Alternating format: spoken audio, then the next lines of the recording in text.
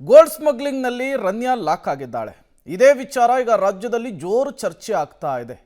ಈ ರನ್ಯಾಳಿಗೆ ಸಚಿವರ ಶ್ರೀರಕ್ಷೆ ಇದೆ ಎನ್ನುವಂತಹ ವಿಚಾರಕ್ಕೆ ಸಂಬಂಧಪಟ್ಟಂತೆ ದೊಡ್ಡ ಮಟ್ಟದ ಚರ್ಚೆ ಆಗ್ತಾ ಇದೆ. ಹಾಗಾದ್ರೆ ಆ ಸಚಿವರುಗಳ ಹೆಸರ ರಿವೀಲ್ ಮಾಡಿಬಿಡ್ತಾರಾ ಶಾಸಕ ಯತ್ನಾಳ್? ರನ್ಯಾ ಗೋಲ್ಡ್ ಸ್ಮಗ್ಲಿಂಗ್ ಕೇಸ್ನಲ್ಲಿ ಸಚಿವಾದ್ವಯರ ಸಂಪರ್ಕ, ಸದನದಲ್ಲಿ ಆ ಸಚಿವರ ಹೆಸರನ್ನ ರಿವೀಲ್ ಮಾಡ್ತಾರಾ ಯತ್ನಾಳ್ ಅನ್ನುವಂತಹ ಪ್ರಶ್ನೆ. ಸದನದಲ್ಲಿ ಅವರ ಹೆಸರನ್ನ ಹೇಳ್ತಾರಾ ಶಾಸಕ ಯತ್ನಾಳ್ ಅನ್ನುವಂತಹ ಕುತೂಹಲ. ಶಾಸಕ ಯತ್ನಾಳ್ಗೆ ಕಾಂಗ್ರೆಸ್ ನಾಯಕರು ಸವಾಲನ್ನು ಹಾಕ್ತಾ ಇದ್ದಾರೆ. ಯತ್ನಾಳ್ ಬಳಿ ಮಾಹಿತಿ ಇದ್ರೆ ಬಹಿರಂಗ ಮಾಡ್ಲಿ ಅಂತ ಹೇಳ್ತಿದ್ದಾರೆ. ಬೇಗ ಹೆಸರು ಹೇಳಲಿ, ತನಿಖೆಗೆ ಸುಲಭ ಆಗುತ್ತೆ. ಶಾಸಕ ಯತ್ನಾಳ್ಗೆ ಕಾಂಗ್ರೆಸ್ ನಾಯಕರು ಒಬ್ಬರಾದ ಮೇಲೊಬ್ರು ಸವಾಲನ್ನ ಹಾಕ್ತಾ ಇರುವಂಥದ್ದು. ಅಧಿವೇಶನದ ಒಳಗೂ ಹೊರಗೂ ರನ್ಯಾ ವಿಚಾರವೇ ದೊಡ್ಡ ಮಟ್ಟದಲ್ಲಿ ಸದ್ದನ್ನು ಮಾಡ್ತಾ ಇದೆ. ನಿನ್ನೆ ಬೇರೆ ಯತ್ನಾಳ್ ಆ ಸಚಿವರ ಹೆಸರನ್ನು ಅಧಿವೇಶನದಲ್ಲಿಯೇ ಪ್ರಸ್ತಾಪ ಮಾಡ್ತೀನಿ ಅಂತ ಬೇರೆ ಹೇಳಿಬಿಟ್ಟಿದ್ದಾರೆ. ಅದಕ್ಕೆ ಇವತ್ತು ಕಾಂಗ್ರೆಸ್ ನಾಯಕರು ರಿಯಾಕ್ಟ್ ಮಾಡಿದ್ದಾರೆ. ಆದಷ್ಟು ಬೇಗ ಹೆಸರು ಹೇಳಿ ಅಂತ ಹೇಳಿ ತಿರುಗೇಟನ್ನು ಕೊಡ್ತಾ ಇದ್ದಾರೆ.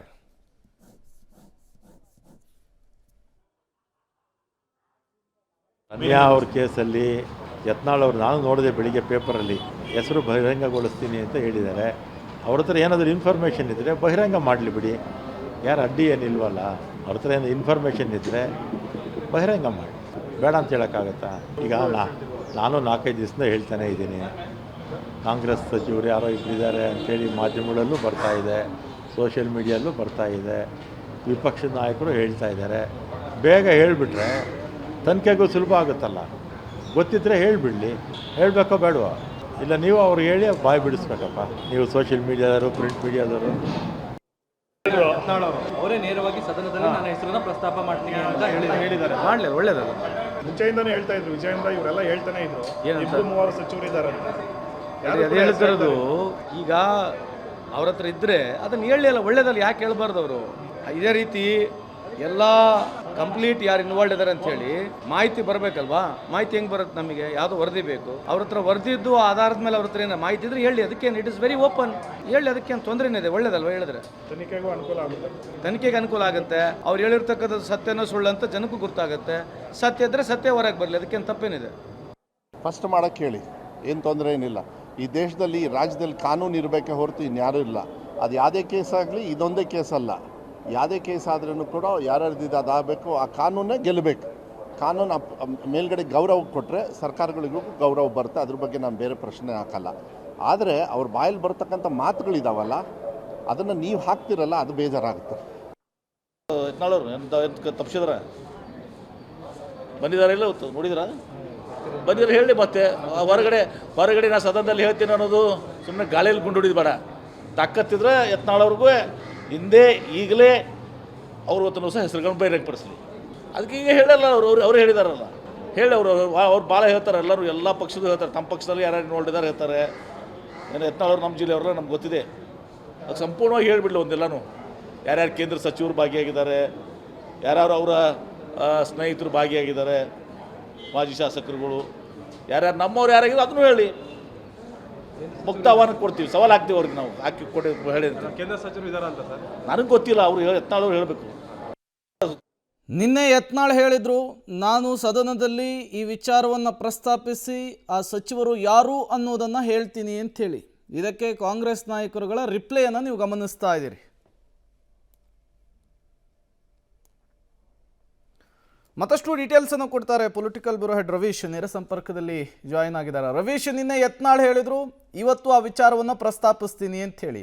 ಬಟ್ ನನಗೆ ಕುತೂಹಲಕ್ಕೆ ಕಾರಣವಾಗ್ತಾ ಇರುವಂತಹದ್ದು ಕಾಂಗ್ರೆಸ್ ನಾಯಕರುಗಳ ಸ್ಟೇಟ್ಮೆಂಟು.